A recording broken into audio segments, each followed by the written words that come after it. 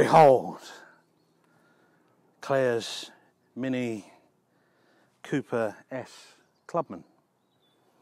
Cooper Clubman S, Clubman S Club 7, I don't know. Anyway, that's what it is. It's a Mini Cooper.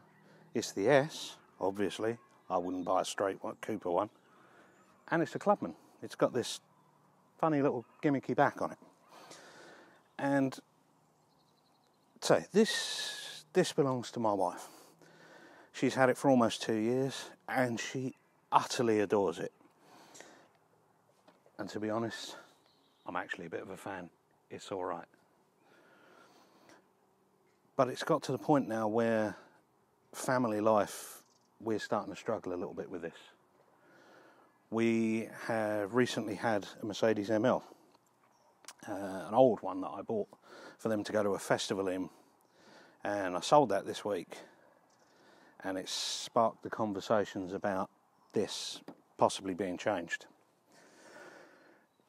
And as I say, Claire absolutely adores this car, she really does. And she says, when I'm on my own, this is the one I want to be in every time. It's so much fun to drive. It makes her smile every time she gets in it. But putting the children in it, that's a little bit different. I mean, you know, they're not that big, they fit. But it's the stuff that they carry with them, you know. All the things that you have with children, they don't fit in the boot here because well, it's just not very big. The back of this car, there's loads of room for adults, but the boot is this bit, roughly. I mean, thank goodness we got all the extra height of the estate. Anyway, so we're looking now at possibly changing this, getting her back in a 4x4, because children need to be high up. Okay, I have no understanding why, but they have to be up here. Well, so anyway, so that's where we are. So I thought, right, well, let's get some decent pictures of the car. You know, we've had it nearly 2 years and not really done that much with it. Basic maintenance and that type of thing, but don't have any really nice pictures of it. I think maybe a lot of people don't know exactly what these are about. You know, we know it's a kind of it's a take on the original Mini. Look at the size of it. It's nothing like the original Mini, but it's a homage to it, perhaps. And I thought, well, let's get out in it. And plus, I quite like driving it. It's a bit of a giggle. So I thought I'll take it out and spank it around some country lanes, and realistically, that's what it's great for. So, a little bit about this particular car.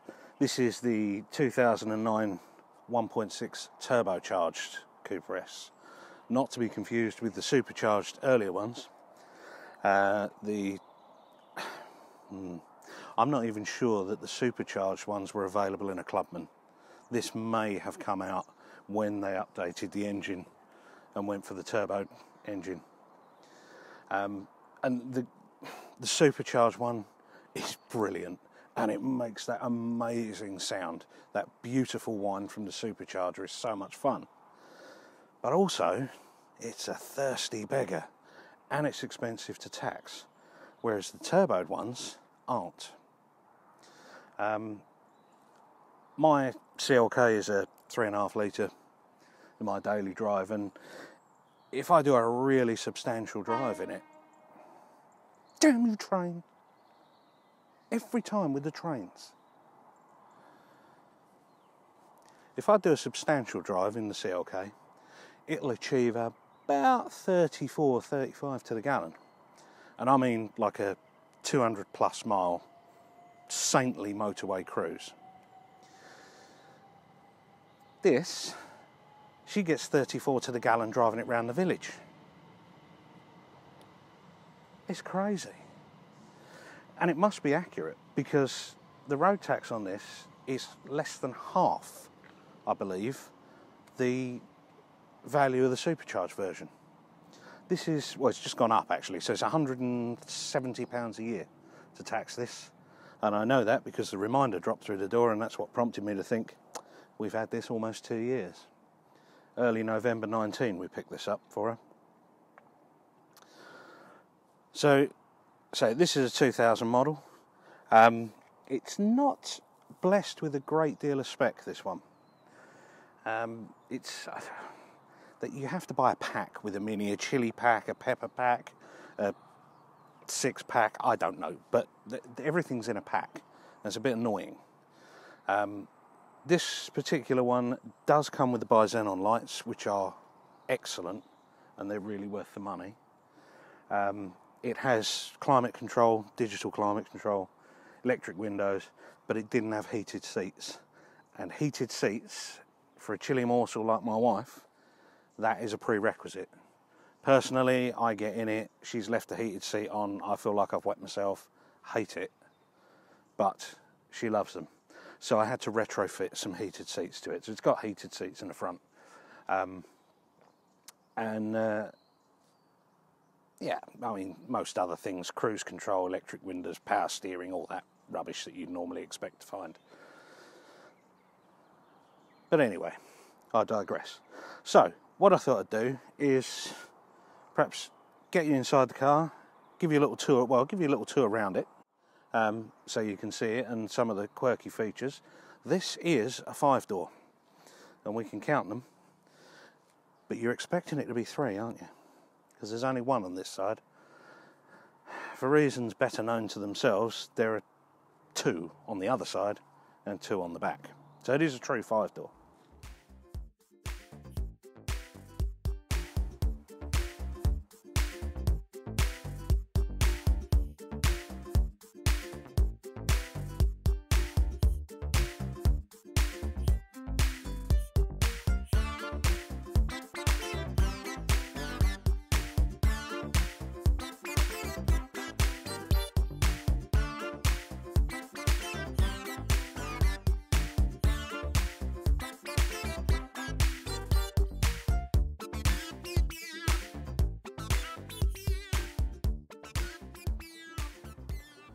You can see, I mean, it is a pretty little thing. You know, it's not the most masculine vehicle I've ever come across, that's for sure. But so it wouldn't necessarily be my choice, but it definitely was hers, and she loves it. So let's get round and take you for a little wander through the interior and that sort of things.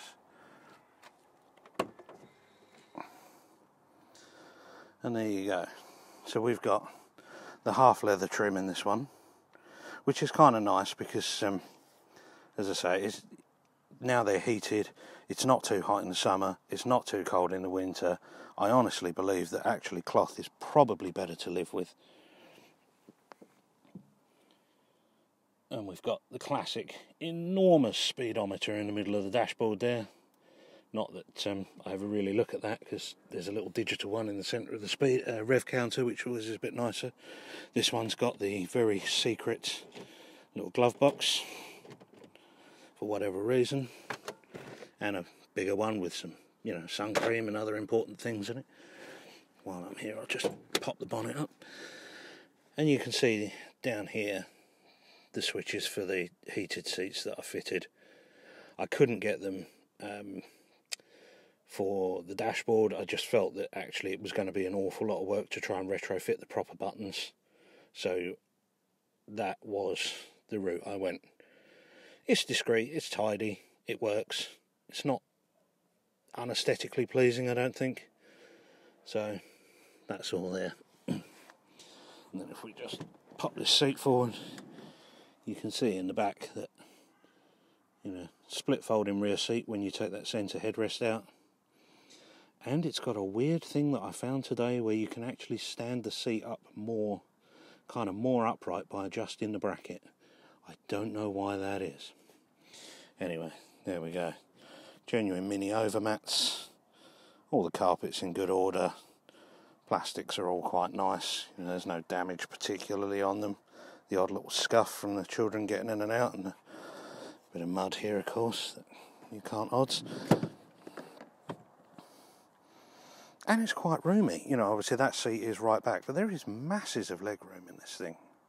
And headroom, for that matter. Got nicely finished aluminium style trim on the door cards.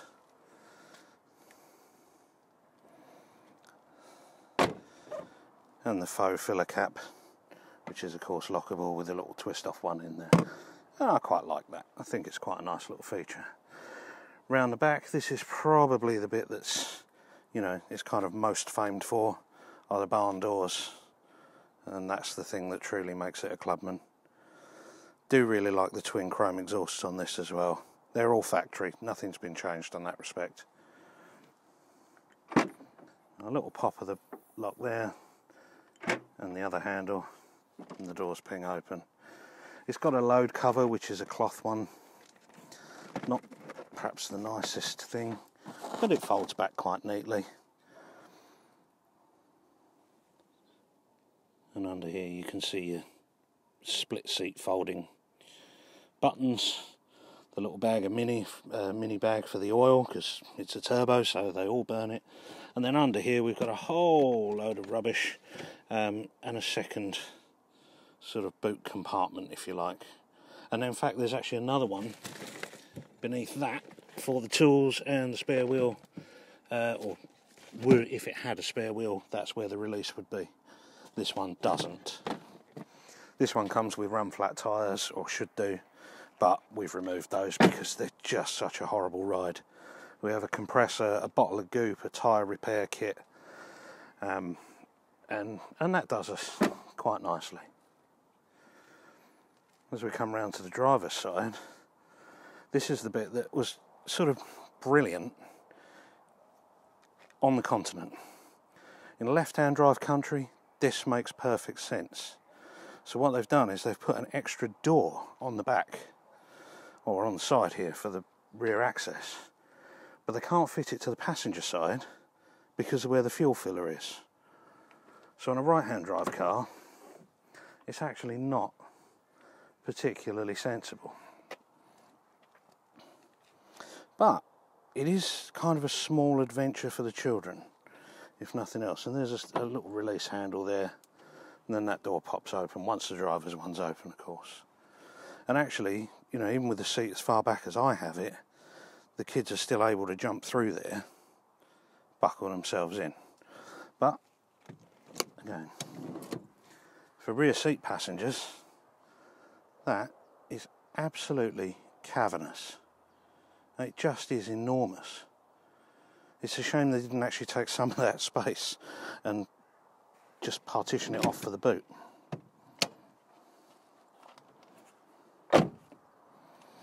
Now, moving inside for the controls, let's grab the keys. So this is a push button start. We have two of these keys.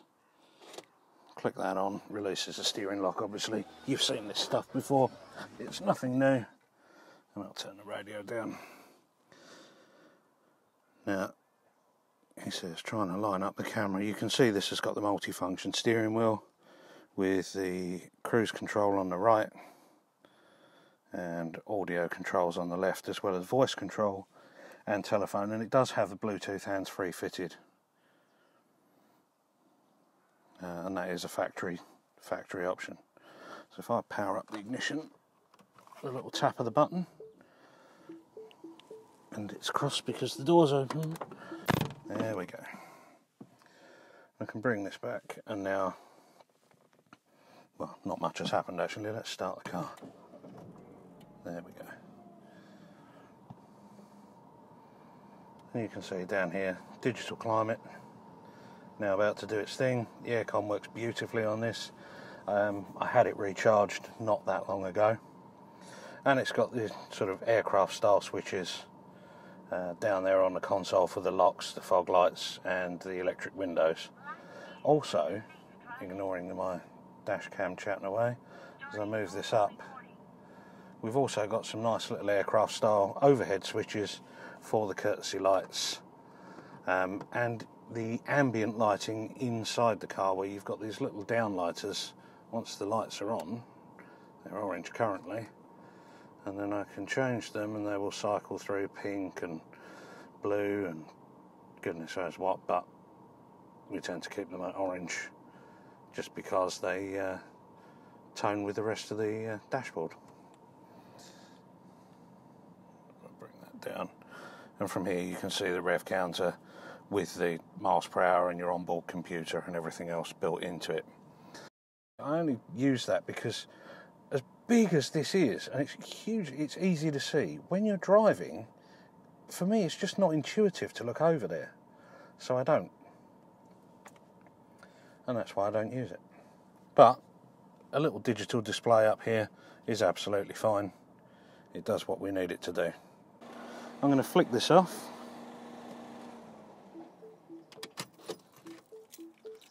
tidy up my stuff, and then we'll go out for a drive.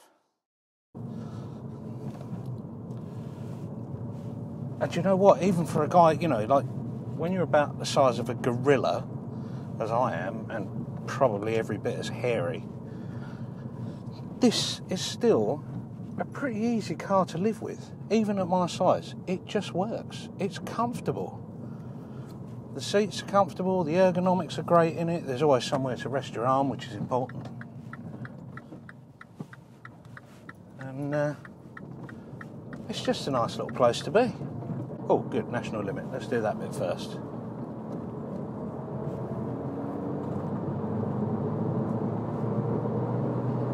And immediately 60 mile an hour without even trying. Yeah, so this is the 1600 turbo, and that is a PSA engine. It's actually, oh God, it's a Peugeot engine. Who knew the French would get in bed with the Germans eventually? Let's probably cut that bit out. Doubt it.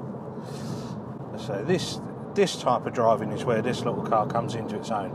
National limit, A road, B road bashing. Oh, it's just such good fun. It's like go-kart like handling. Chuck it in, stand on the throttle, and listen to it go. It is just brilliant. It's so much fun. Bit of rev matching on the downshift, which is nice. Traction control, foot in the carpet. And we are well over the speed limit already. But I'm not going to tell you where we are, so we're not going to get in trouble. And this is it. This is what this car is built for, you know. Yeah, it's great. It's, you know, it's a really cute little thing, but actually, it's a real little weapon. And it does take off. A little bit of torque steer from it, not too much. With the Minis, you get a really immersive drive. You know, you could buy this Peugeot thing going that way, and it would be comfortably numb. You wouldn't get any real feedback from it while you're driving it. And if you make a mistake, it's pretty forgiving. You know, I just find new cars so dull. That's really my problem with them. But this, I get in this, and this kind of reminds me of, you know, being in a go-kart, in as much as there is so much feedback. There is a great reward to getting it right.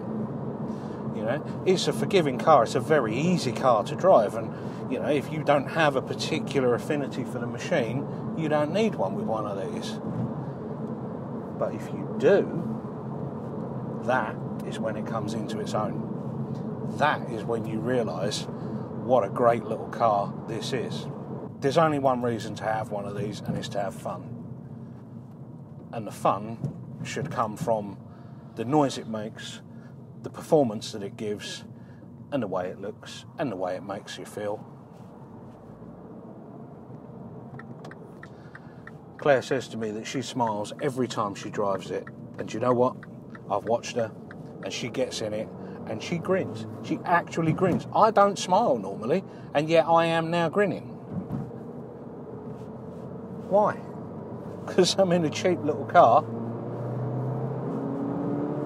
with a turbocharger, and it goes well, and it's fun, and that's what it's supposed to be, a bit of fun. I love it.